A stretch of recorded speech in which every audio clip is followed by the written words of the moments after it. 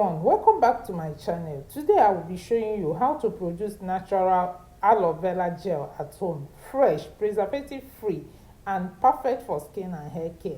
If you buy aloe gel outside, it often contains chemicals, but making it yourself is simple, safe and cost effective. Aloe vera gel helps to moisturize the skin, sort irritation and sunburn, promote hair growth, reduce dandruff, and the best part is that it's 100% natural when you make it at home. I started by soaking my aloe leaf overnight to avoid aloe latex, which contains strong compounds and loin that can irritate skin, cause itching, cause redness, be harsh on sensitive skin. The next day, I washed my aloe leaf thoroughly. This is me cutting off the top layer of the leaf to ensure that it is pure gel that we are going to extract from it. Next, I trim the sharp edges of the aloe leaf. Then I use spoon to gently scoop out the clear gel. Be careful not to include the yellow parts because it can irritate the skin.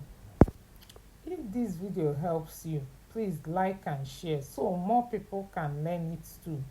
And subscribe for more simple DIY projects like this. After scooping the aloe vera gel, I transferred it into a blender and blend it until it is smooth. After blending, I pour it inside a sieve to extract the pure gel. And just like that, our aloe vera gel is ready. This can be stored inside a freezer for 6 months to 1 year without going bad. For longer shelf life, you can also add a few drops of vitamin E. You can use this gel for face moisturizer, hair treatment, scalp care after sun sorting gel. And that's how to produce aloe vera gel at home. Simple and natural. If you found this helpful, please like, share, and subscribe for more DIY projects like this. Thanks for watching. Always be good to one another.